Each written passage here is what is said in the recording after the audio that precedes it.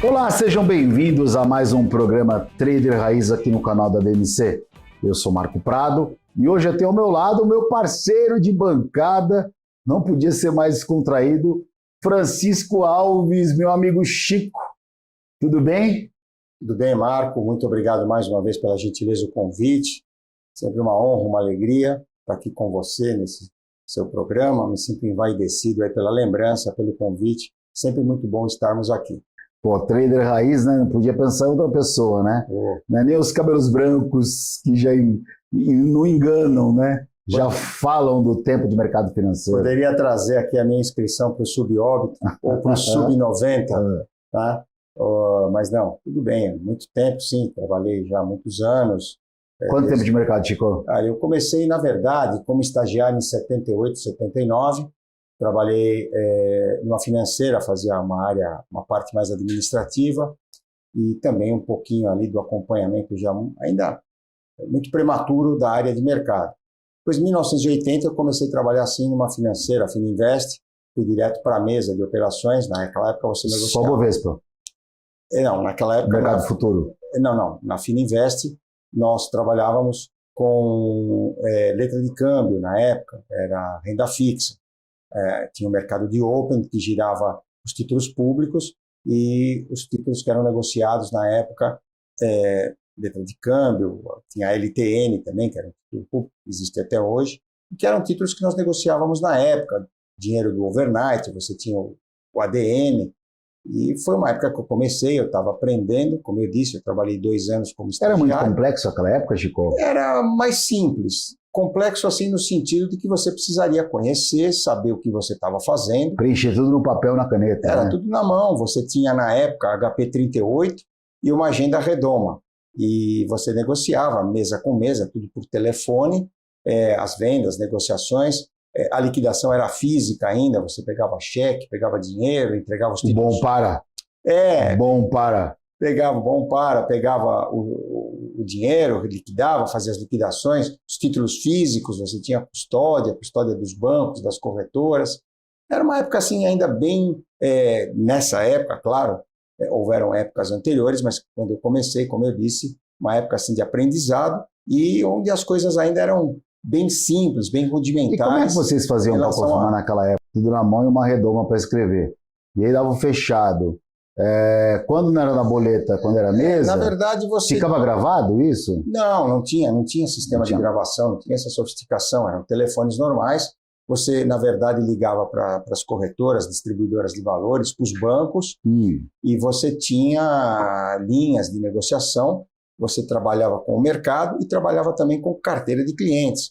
Você comprava os títulos, você tinha, lembra, naquela época você tinha uma pedra, que a gente chamava, era uma lousa, onde você escrevia a carteira de títulos da distribuidora ou da corretora. Mas tinha autonomia para operar para o cliente sem ordem ou o cliente tinha que dar ordem? Geralmente nós fazemos as ordens sempre por conta dos clientes. Na verdade, você comprava a emissão, às vezes, ou parte da emissão das letras de câmbio, dos CDBs, dos RDBs dos bancos, das financeiras, e as financeiras que emitiam as letras de câmbio, e você tinha tudo aquilo em carteira, e você, depois que comprava, você tentava negociá-las com a sua carteira de clientes, tentando repassar aqueles títulos e, claro, na época, tentando mostrar o melhor da remuneração.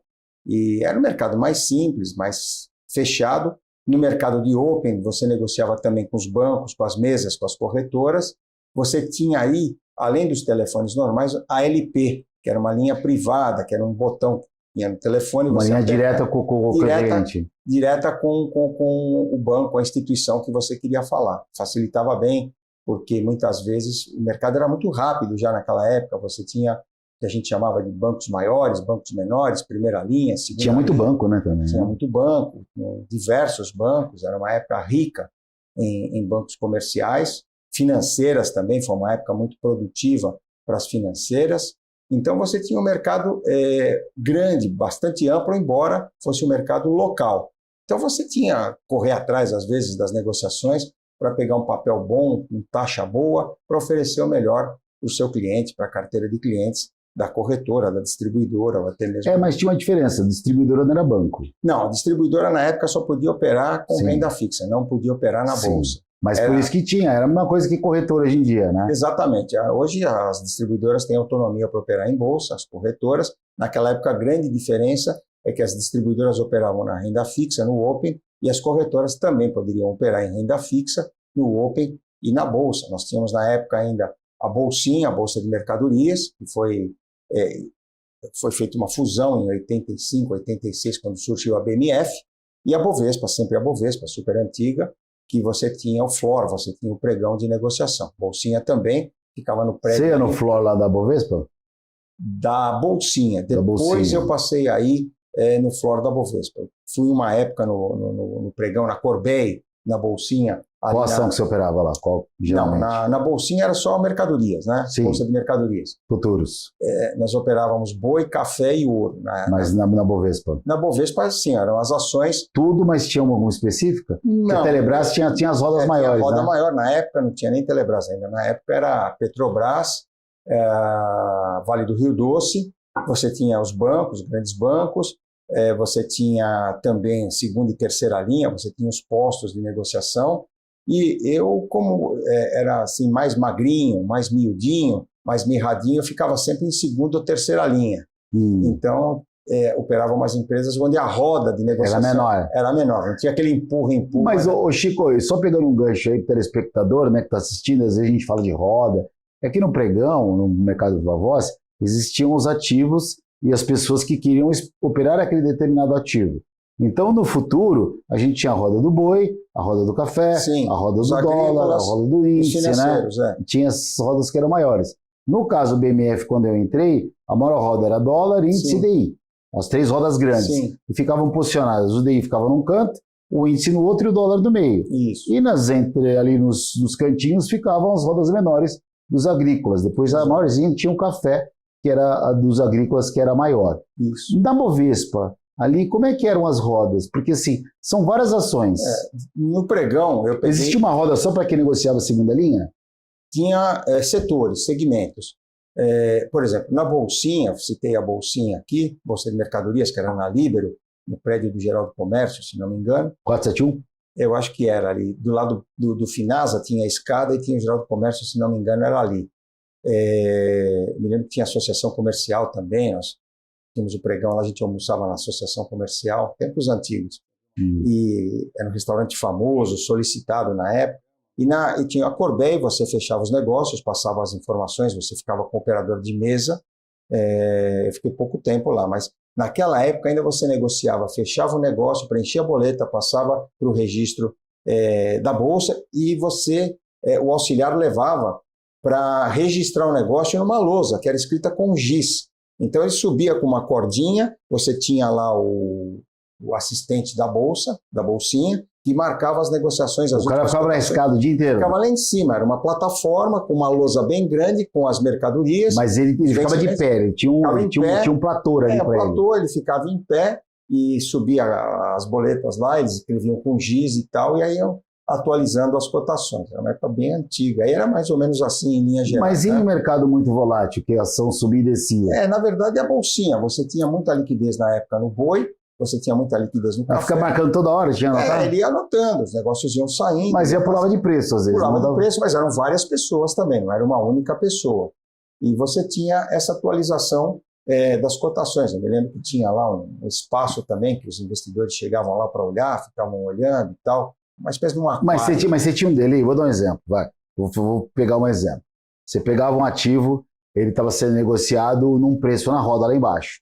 Só que até subir e escrever, tinha uma diferença de preço. Diferençazinha de preço, mas não era uma coisa assim tão distorcida. Tão distorcida, tão rápida, né? A não ser quando você tinha algumas movimentações que envolviam alguns problemas maiores. Você tinha limite político. Não, limite de alta, limite de baixa, alguns problemas no café, safra, ou mesmo no boi. Enfim, aí você tinha algum movimento até de distorção de preço, de mercado. Mas, no geral, você tinha aquela negociação, era uma coisa assim bem simples. Nossa, era chique, o bule lá, o café era servido num bule de prata, todo mundo de O terno. restaurante que você falou, esse da Bolsa lá da associação, que era em cima. eu fui almoçar lá, mas eu fui depois de muito tempo, porque era um restaurante caro. Caríssimo. Não era barato. Lá só e eu ia, não tinha dinheiro, cara. Só quando o cliente ganhava, ele nos levava lá, pagava um almoço de sexta-feira, o famoso almoço de sexta-feira, almoço de mercado. Mas enfim, isso era bolsinha. Já na Bovespa, você me perguntou, você tinha postos de negociação. Então você tinha um posto que negociava Vale, um posto que negociava Petrobras, as opções também, as rodas de opções de Petro, Vale, e você tinha a segunda linha, a terceira linha. Então você tinha o posto dos bancos, construtoras, enfim, os demais segmentos que você aviação, você recebia a ordem através do operador da mesa, ele passava na época, uma época bem antiga, você tinha as cabines. A cabine é como se fosse um orelhão, que ficava no fundo do pregão da Bovespa, na Álvares Penteado, e depois no começo da BMF também, naquele primeiro pregão no Flora, ali no primeiro andar, no térreo. Salsichão. É isso. Comprido, né? Fino. A primeira parte do pregão lá no fundo, você tinha as cabines, os sanitários ali, o banheiro e o barzinho, né? Então, o auxiliar recebia a ordem, saía correndo para a roda para levar a ordem, você operava lá, muitas vezes ele chegava na roda, o preço já era outro. Então... E como é que fazia? Não dava, não voltava, está fora de preço. Voltava. Mas só que o que acontece? Você, ao mesmo tempo, você ficava com o operador no pregão, com o operador da mesa, cantando o pregão. Então, quando o operador de mesa passava a cotação da ação ou da opção para o cliente, ele já dava mais ou menos aquilo que era negociado ali na época, né, ou naquele momento, e o operador passava para o cliente. Você quer comprar, quer vender, o preço é esse e tal. Na verdade, a segunda, terceira linha, até a primeira linha, a negociação a cotação era um pouco mais lenta, ela oscilava um pouquinho menos, assim, era menos rápida. Mas as opções, como sempre, muito mais voláteis, né? Então, você tinha essa movimentação e... Então, o operador que estava na mesa pegava a cotação com o operador do pregão, que ia cantando a cotação, preço do comprador, o preço do vendedor, quantidades, destaques, os grandes bancos, grandes corretoras, né? E passava para a mesa e a mesa ia passando e o cliente, querendo ou não, ele comprava ou não, ou dava uma ordem a mercado, olha, vai comprando aí, compra, depois você me confirma preço, quantidade e tal. Então era assim, era uma coisa bem rápida, bem dinâmica. Você tinha os auxiliares de pregão, que eram aqueles meninos que ficavam com o jaleco, anotando as ordens, fazendo os boletos, e tinha toda essa movimentação. E nessa época também tinha a Bolsa do Rio. A Bolsa do Rio de Janeiro também negociava, naquela época nós negociávamos, tinha uma meia, vamos assim dizer, divisão, Vale negociava no Rio, Petro em São Paulo, e então tinha toda essa movimentação. E outro destaque importante também da época, os grandes players, os grandes investidores eram os locais, os locals. Então você tinha o pessoal do Rio, você tinha o pessoal de São Paulo, grandes investidores, ficava aquela coisa assim, bem distinta, né? bem dividida, e todo mundo querendo saber quem estava comprando, quem estava vendendo, e tal, e tudo isso foi criando especulação, muito folclore, e tudo isso foi criando um viés dentro do pregão. Né? Tá, vou fazer o seguinte, eu vou para o intervalo, na volta eu vou querer saber sua opinião sobre Bolsa do Rio que está surgindo por aí. Então, primeiro intervalo do programa, voltamos em 2 minutos após os comerciais.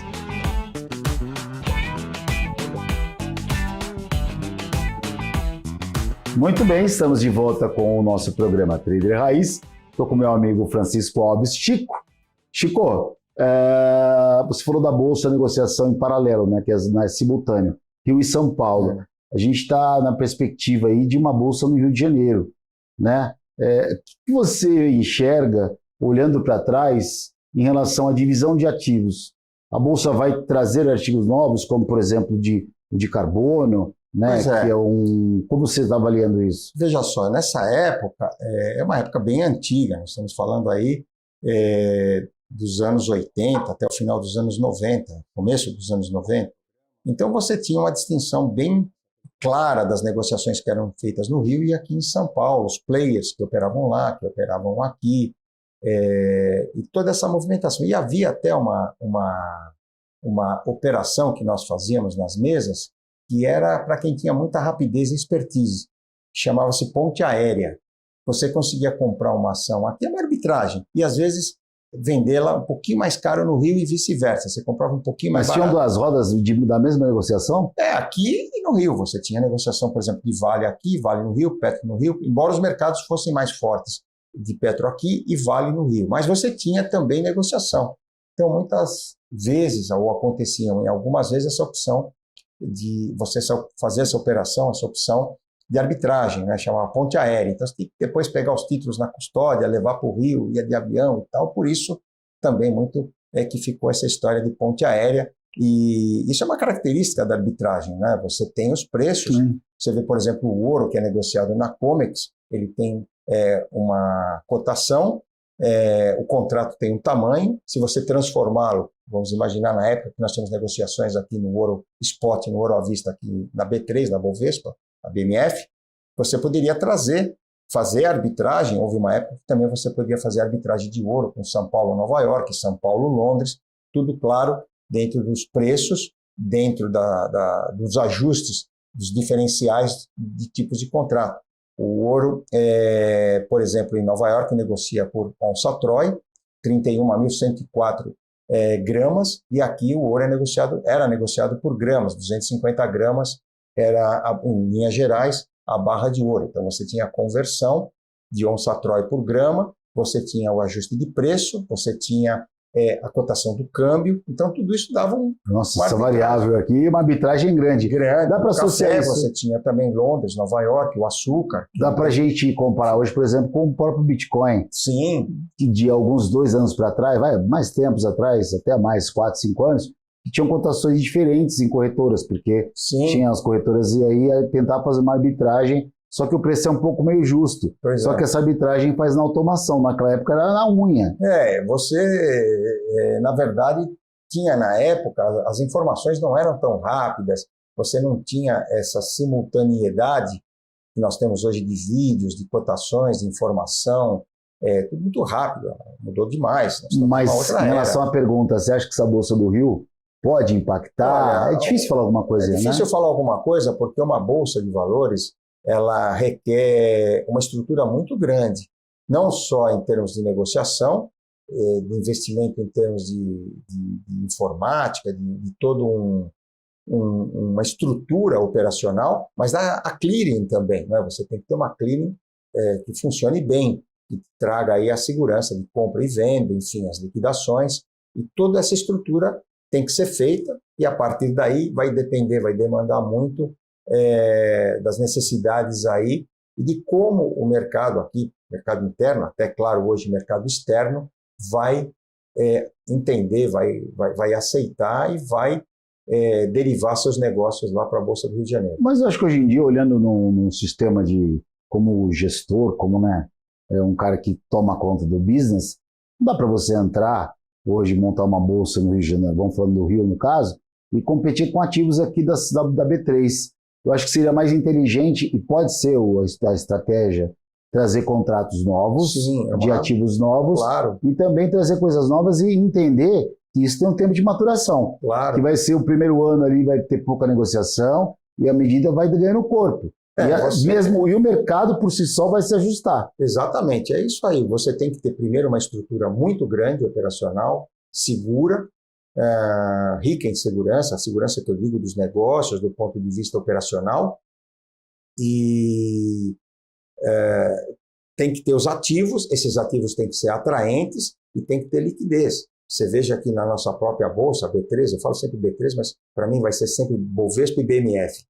Então, na BMF, você tem uns 100 números lá de contratos, de ativos que não tem liquidez, estão lá, mas não tem liquidez, não tem market makers, pelo menos antigamente não tinham, hoje eu não acompanho. Market maker é aquele cara que tinha dado a cotação. Que faz o preço de compra e venda e deixa lá uma referência, e eu realmente não tenho mais acompanhado como antigamente eu acompanhava essa movimentação dos contratos. Mas são muitos contratos que eram lançados, muitos contratos abertos e poucos com liquidez com negociação. Você mesmo citou agora no pregão, nós pegamos aí o pregão da BMF, né, no nosso caso, na Bovespa eram as ações, opções, e você tinha o índice, o dólar, o DI, os juros futuros, muito bem distintas, as rodas separadas, divididas, e depois as rodas menores dos contratos agrícolas, né? Tinha o café, tinha o boi, o ouro também, teve uma época que o ouro brilhou na BMF, principalmente no começo dos anos 90,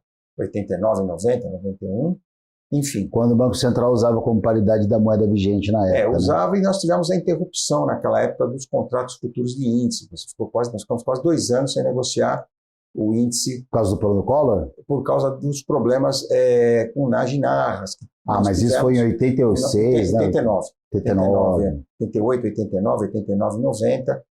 Nós tivemos aquele advento, aqueles problemas todos, a Bolsa suspendeu periodicamente, provisoriamente, naquela época, e ficou só o ouro na Bolsa. Então, o ouro era o grande ativo da Bolsa. Você tinha o ouro, você tinha as opções de ouro, e o dólar não tinha tanta liquidez, juro futuro também. Então, nós ficamos trabalhando com o ouro durante muito tempo. Ô Chico, nesse tempo que você está no mercado, você considera algum momento mais difícil?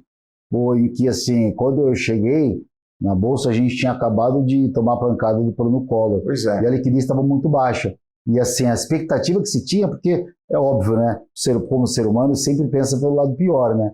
Então, você falava com a turma do pregão, puta, vai acabar a Bolsa. Então, o pessoal imaginava que ia acabar a Bolsa. Teve algum momento que você também teve esse pensamento? Assim, o mercado financeiro ele é cíclico. Você tem movimentos bons e movimentos ruins. Momentos bons, momentos ruins. Então, no momento bom, é aquele momento de euforia, que você tem aquela frase famosa, né? Pregão, céu é o limite. E quando está tudo ruim, é aquela expectativa de que as coisas não têm limite para queda, para piorar. Não, mas a queda é pirevira pó. Depende, né? Você tem aí, claro, limites de queda, limites de alta. O céu é o limite, mas para baixo também, enfim. O maior problema é que as crises são passageiras. E o que precisa, na verdade, e com o tempo eu acho que o investidor foi amadurecendo também e foi aprendendo a superar esses momentos de crise. O brasileiro tem facilidade de se adaptar a cenários, a movimentos, seja no mercado financeiro, seja em outros segmentos também. Então, nós tivemos vários períodos aí, o plano cruzado em 86, depois tiveram vários planos subsequentes, cruzado, cruzadinho, verão, veranico, Bresser, arroz com feijão, depois tivemos o plano Collor, depois outros planos, o real, né? Tivemos outros planos, plano real. A partir daí tivemos movimentos lá fora, tivemos a crise do México, o efeito tequila, tivemos a crise da Argentina, o efeito tango. Grécia. Depois tivemos Espanha, Grécia, Espanha, Ásia, Bolsa dos Estados 97, Unidos. Depois tivemos a própria crise do real. Segunda-feira, Black Monday, Black Friday nos Estados Unidos. Tudo isso agora estamos tendo um período difícil para o nosso mercado. Também dólar subindo, bolsa caindo, juros subindo, há um desencontro aí das expectativas do nosso mercado, dos investidores, com o atual movimento do governo, e isso vai trazendo essa movimentação de volatilidade. O importante acho que houve não só um amadurecimento por parte do investidor, de uma maneira em geral, mas também uma mudança de perfil. Hoje o investidor ele sabe trabalhar mais com seus stops, com suas perdas, com seus ganhos. Não há aquela... É porque tem informação mais rápida. Mais também, rápida. Né? Então, é um movimento que ele costuma... Houve muito investimento em educação financeira também, que não tinha antigamente. E isso tudo trouxe o quê? Um benefício aí para esse amadurecimento dos investidores de uma maneira geral. Esse negócio da educação financeira é um pouco complicado, porque ela chega ao ouvido do investidor, telespectador, sempre de forma positiva. Sim, então, muito cuidado. Porque você vende um peixe, você vai falar, pô, o peixe está estragado.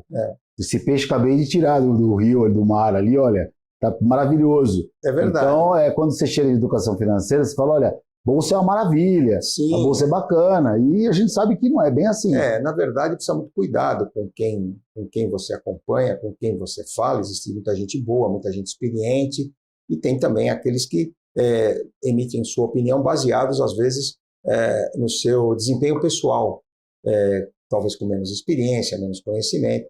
E nós tivemos, na verdade, uma mudança muito radical no nosso mercado. Nós saímos dessa época, acabei de falar do GIS, da lousa, da bolsinha, para a criação da BMF em 86, depois a BMF cresceu demais, a Bovespa mudou, saiu da Rua Álvares Penteado, foi para 15 de novembro, e aí teve um fator muito importante além dessas mudanças, duas na verdade, a informatização, se acabou com os pregão, melhor dizendo, com os pregões, né? Não com pregão, com os pregões viva voz, tanto da Bovespa quanto da BMF, dos futuros, deixando de ter os pregões viva voz, você passou a fazê-los no mercado eletrônico. Houve uma mudança de conceito. E a globalização, que começou, na minha opinião, no começo dos anos 90. Um advento que me marcou bastante foi a Guerra do Golfo. Eu me lembro, naquele período, eu fiquei 4 dias e 4 noites na corretora, sem sair. Comia, dormia lá, dava um jeitinho ali no banheiro, naquela coisa de... Camisa virava do avesso, cueca também. Por quê? Porque eu operava muito o mercado lá fora. Operava petróleo, operava café, ouro. E quando explodiu a guerra, foi a primeira guerra transmitida pela televisão, a CNN se notabilizou pela transmissão na época, e eu tinha que ficar para acompanhar, porque você tem o fuso horário dos mercados internacionais. À noite tem a Ásia, tem a seção europeia. Que abre de madrugada aqui no Brasil. Você tem o Globex, mercado eletrônico da CME, que não para, tem um intervalo aí de 15 minutos no final da tarde e início da noite, depois corre normalmente o S&P, e a partir daí o S&P passou a ser a grande referência também dos mercados internacionais. Então, acho que essas duas movimentações, esses dois fatores, serviram também para mudar bastante o movimento, o segmento do nosso mercado, dos mercados de uma maneira em geral. Claro, cá para nós, a informatização, como para eles lá, também mudou bastante, e claro, a globalização também para eles lá, porque você tem hoje a Ásia, Pacífico, Oceania, você tem um movimento que às vezes, como aconteceu em 97, na crise da Ásia, os tigres asiáticos, problemas na moeda da Tailândia, depois aquilo pegou outros países, Malásia, Indonésia, aquilo foi crescendo e ficou uma coisa, você fala, a moeda da Malásia, moeda da Tailândia, o baht, enfim. E tudo isso, então, criou um contexto aí de importância muito grande do acompanhamento dos mercados. Eu falei da educação financeira, claro, ele é importante você saber ter o seu stop de ganho, o stop de perda. Aliás, eu sempre falo, eu aprendi isso com uma pessoa com quem eu trabalhei durante 8, quase 9 anos, que foi um dos melhores, se não o melhor profissional que eu trabalhei na minha vida, e ele falava 8... Pô, você que falar que fosse eu, pô. Também, né? E ele falava 8 ou 9 idiomas. Não, então não sou eu, E ele falava com vários países durante a madrugada, de manhã, então você tinha já naquela época uma informação rápida.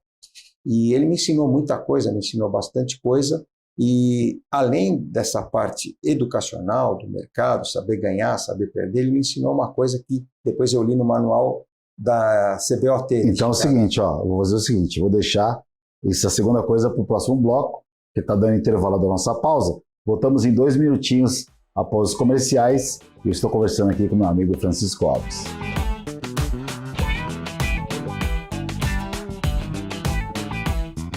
Muito bem, estamos de volta com o Trader Raiz, Francisco Alves ao meu lado, meu amigo Chico.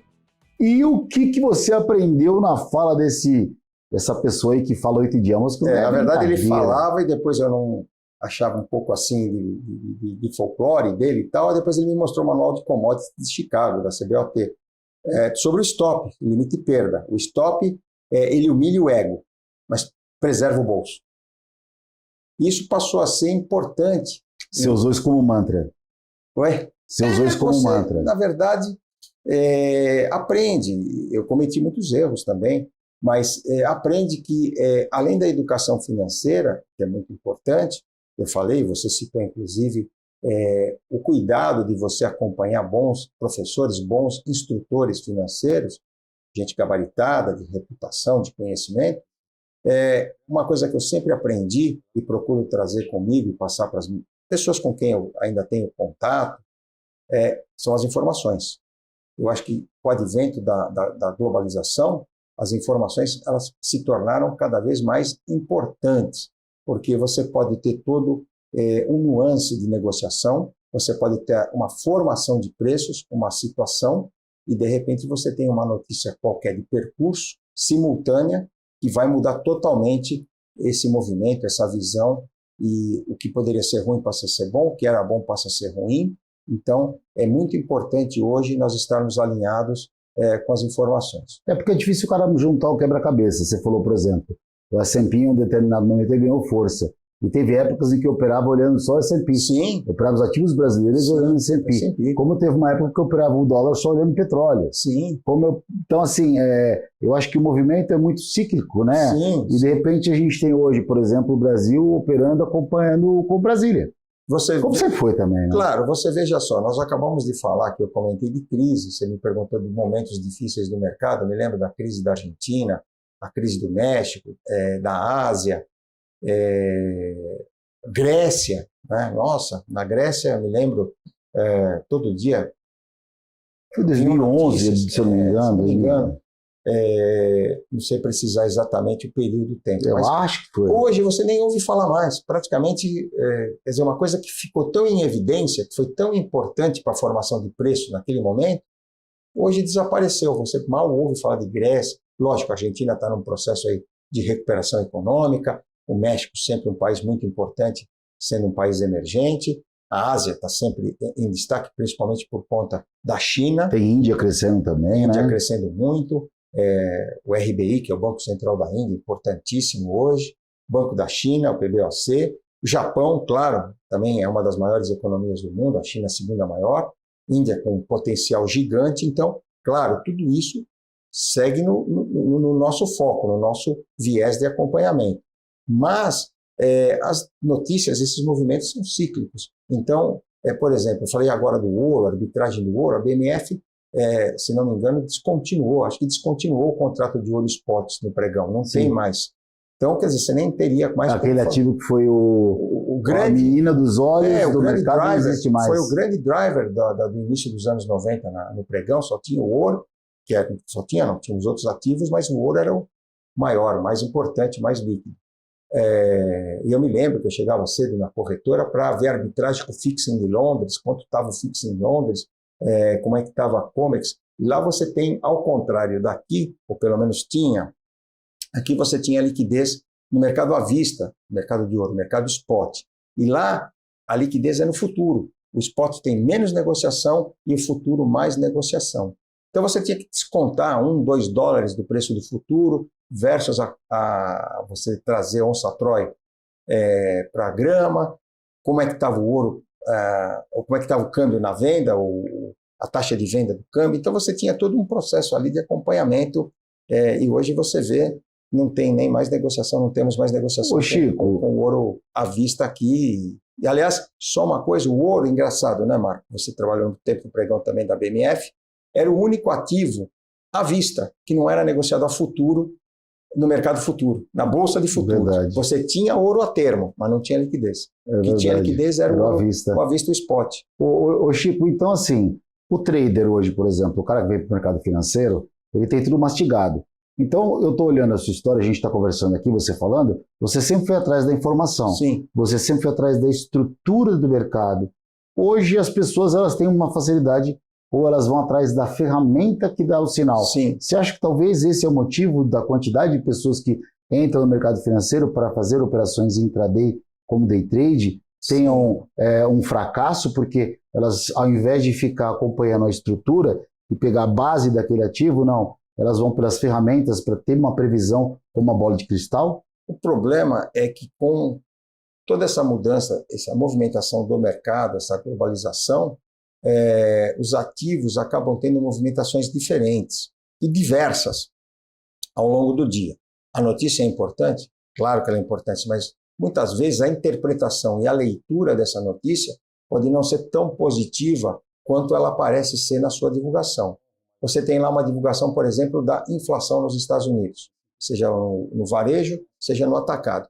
Mas o core rate, que é o núcleo, pode ser diferente do que foi divulgado no índice cheio. Isso pode trazer uma leitura, isso aqui foi bom. Não foi bom, foi ruim, porque o núcleo apresenta uma leitura pior. Então você tem que tentar entender também a notícia, o dado, a informação, para ver até que ponto ela pode influenciar ou influenciará na cotação, na formação dos preços. Mas o pessoal não tem essa base, ela não tem essa vivência de mercado. Esse é o grande problema, às vezes, para o trader. Como resolver?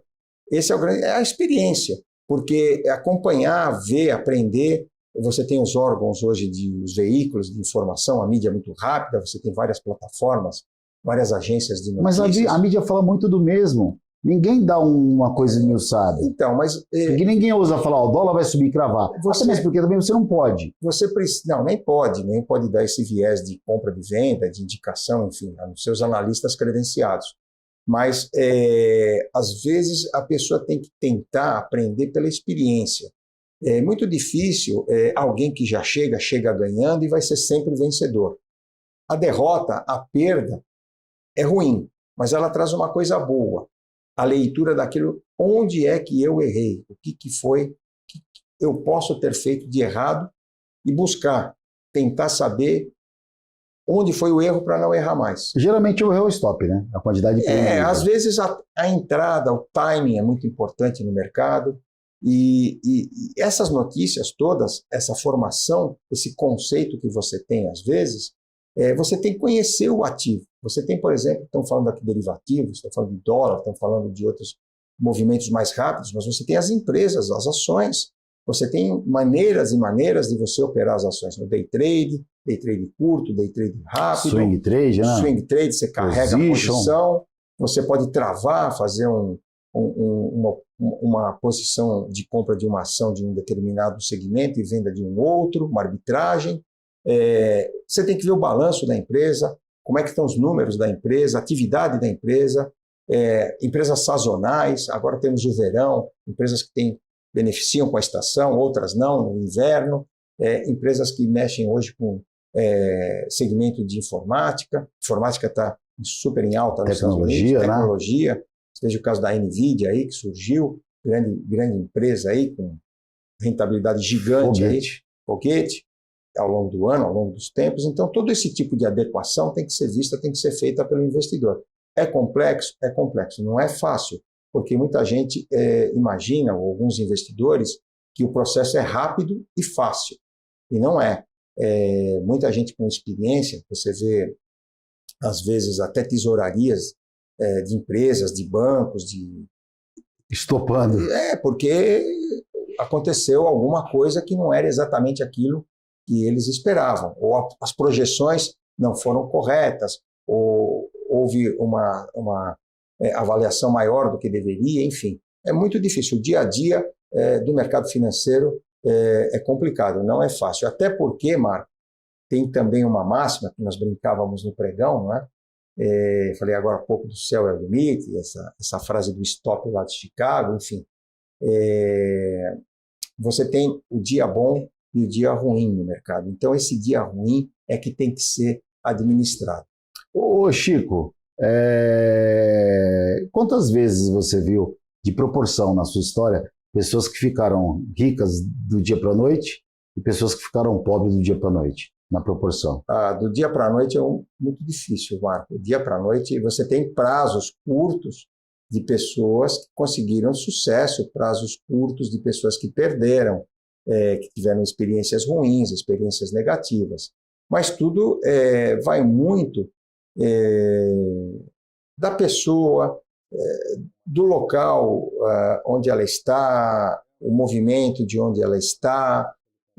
Às vezes você é beneficiado com algum fator externo ou extra que não está previsto, não está dentro do programa ali, da expectativa, e aquilo acontece e já aconteceu no mercado, uma desvalorização de câmbio, uma descoberta de petróleo, você está posicionado. Eu te fiz essa pergunta porque... E isso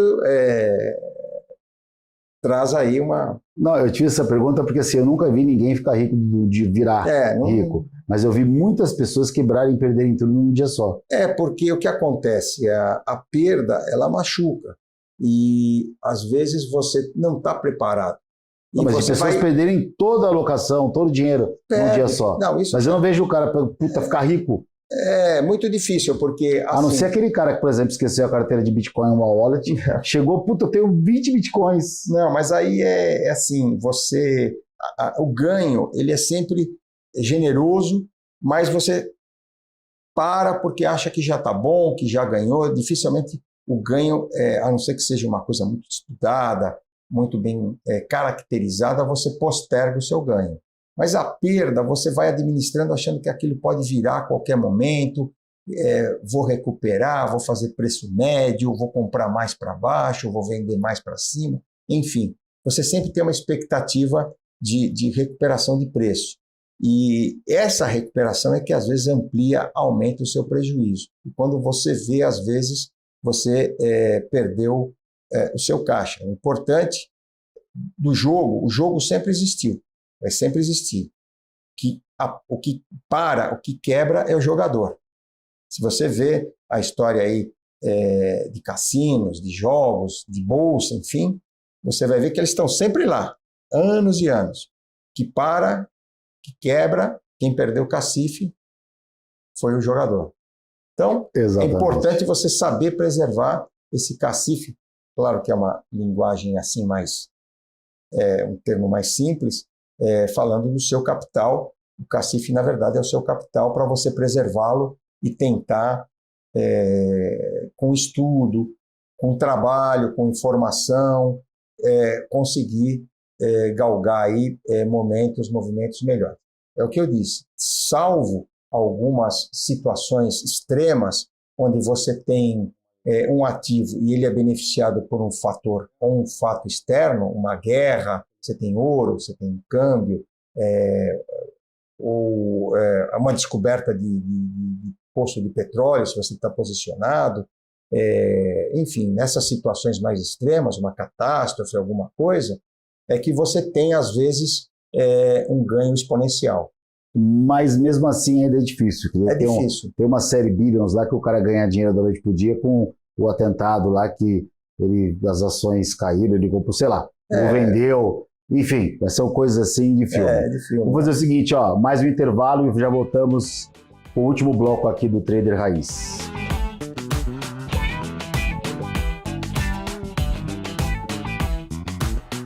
Muito bem, estamos de volta com a última parte do nosso programa Trader Raiz. O convidado e entrevistado de hoje é meu amigo Francisco Alves. Pergunta para você, Chico, olhando para trás, o que você faria diferente? Que eu faria em relação ao mercado financeiro? O que eu faria diferente, eu vou dizer para você.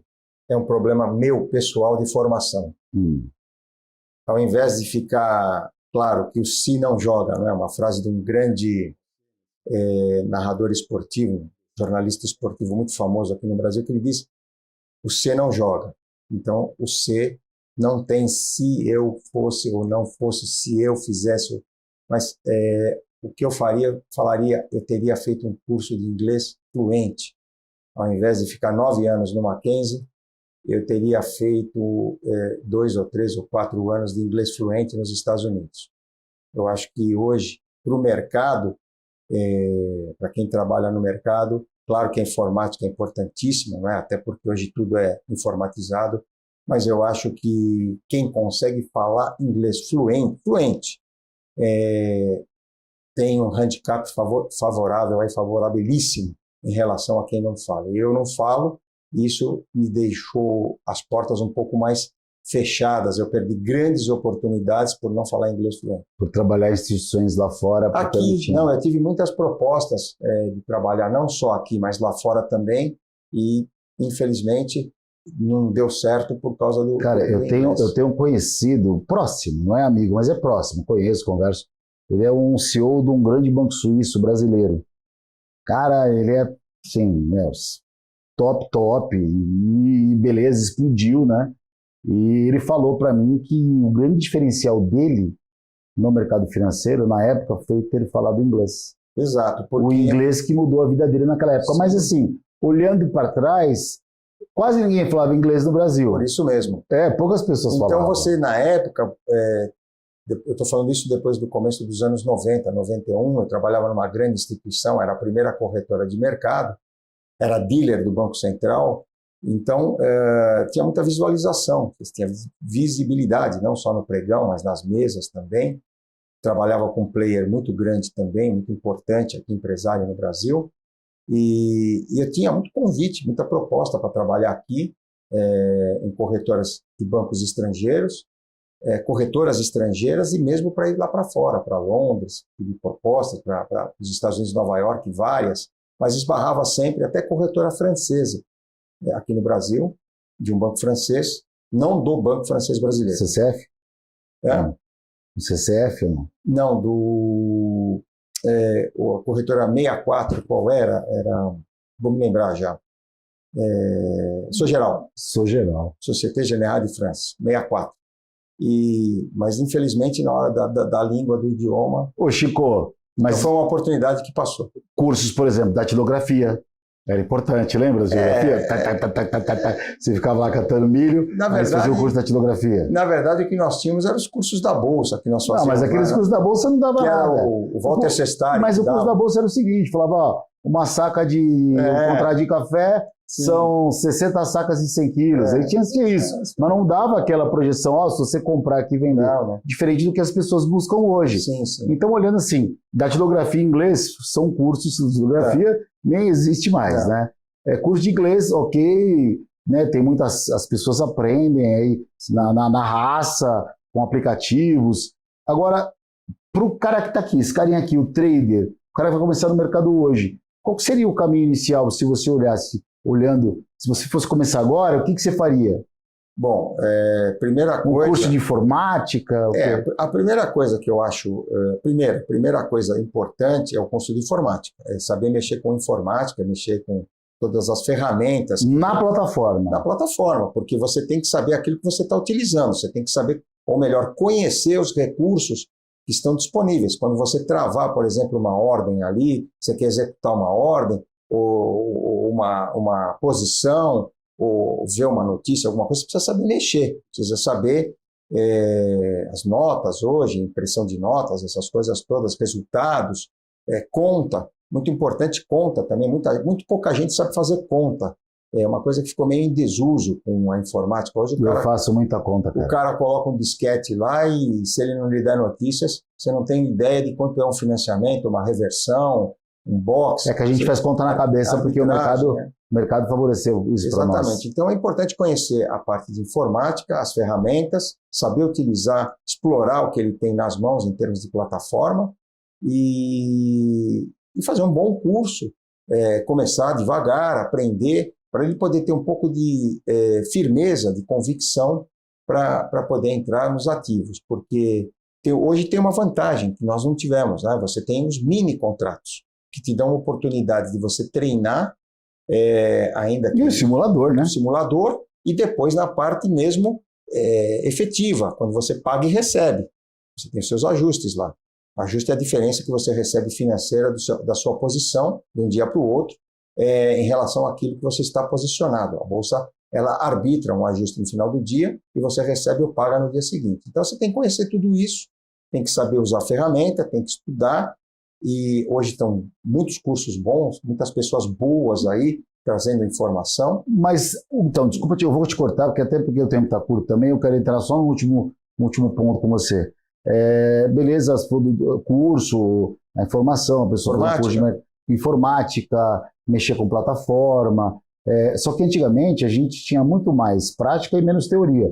Hoje as pessoas têm mais teoria e pouca prática. Exatamente. Mas olhando por esse lado, Chico, você não acha que falta um pouco de feeling para as pessoas? E se você consegue transmitir o feeling, isso é uma coisa que se ensina? Você fez uma pergunta que exatamente eu ia falar, Marco. Parabéns pela sua intuição. Estamos conectados. É aquela parceria, não é? Mas, exatamente.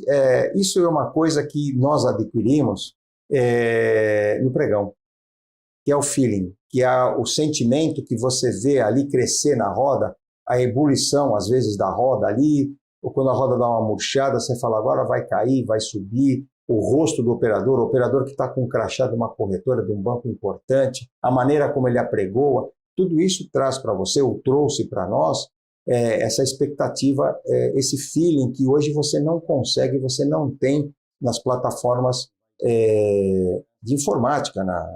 Na verdade, você não consegue, você não tem, você fica olhando ali, eu compro e vendo, o bid and ask e só, você não tem aquela sensação, aquele feeling que nós tínhamos no mercado. Isso ajuda muito. Como é que faz para muito. adquirir esse feeling hoje? só trabalhando, é só operando. Com o tempo você talvez você consiga obtê-lo no operacional, mas não é mais aquela coisa do dia a dia. Veja só, vou dar um exemplo para você. O médico antigo, aquele que ia na nossa casa quando nós éramos mais jovens, eu pelo menos, né? Esse aqui eu já estou no subóbito. Aquela pasta preta? Ele ia com uma malinha e tal, ele preta. chegava lá, ele tirava a tua temperatura, o estetoscópio, e tal, e te dava um diagnóstico que dificilmente ele errava. E naquela época era biotônico Fontoura. Entre outros. Hoje você vai ao médico e ele sabia o que você tinha. Ele tinha o quê? Um feeling, um conhecimento, com uma medicina ainda muito mais simples do que nós temos hoje em termos de medicina avançada. Hoje você vai no médico, a primeira coisa que ele te pede é um sem número de exames. Sem aqueles exames, aqueles diagnósticos, ele não consegue te dar nada. Não dá nada. Então é mais ou menos isso. Esse médico antigo são os mais antigos. Talvez somos nós, estamos na ativa, que acompanhamos. E a turma mais nova é essa que vai precisar da plataforma, vai precisar estudar, vai precisar aprender para poder chegar aí a um resultado positivo. Mas é o que a gente veio isso aí fazendo essa analogia médica aí. Uma analogia simples. Para o mercado financeiro, aquele médico que está lá no consultório dele, pequenininho lá, quietinho, que só de bater o olho já sabe que tem, esse cara não tem cliente. Quem tem cliente é aquele médico que está no Instagram, que é e não estou falando mal disso em relação a isso, claro, isso mas não que está fazendo o merchan. Essa observação não exclui os novos profissionais. Existem que profissionais maravilhosos, uma maravilha. Eles também trabalham com feeling, com conhecimento, com experiência muito grande adquirida aí ao longo dos seus estudos. Chico, cara, demais, muito obrigado pela participação. Um prazer, uma honra estar aqui na BMC. Está acabando o ano de 2024, esse programa vai ser reprisado muito provavelmente em 2025 também, mas eu espero que 2025 a gente tenha muita saúde para estar junto de novo apresentando o Premarket toda manhã. Estaremos aqui, se Deus quiser, com a amizade sua, amizade de todos, BMC, fantástica, convite que eu faço para todos os dias aqui no Premarket, que eu sempre das 8 às 9h30 da manhã. Das 8 às 9h30 da manhã, estamos aqui todos os dias. Uma honra participar aqui da BMC, do Premarket, e essa entrevista também, tenho a certeza, eu fiquei realmente envaidecido. Chico, obrigado mais uma vez. Obrigado. E, pessoal, por aqui vamos parando o nosso Trader Raiz. Voltamos na próxima semana com mais convidados. Muito obrigado pela sua audiência e até a próxima.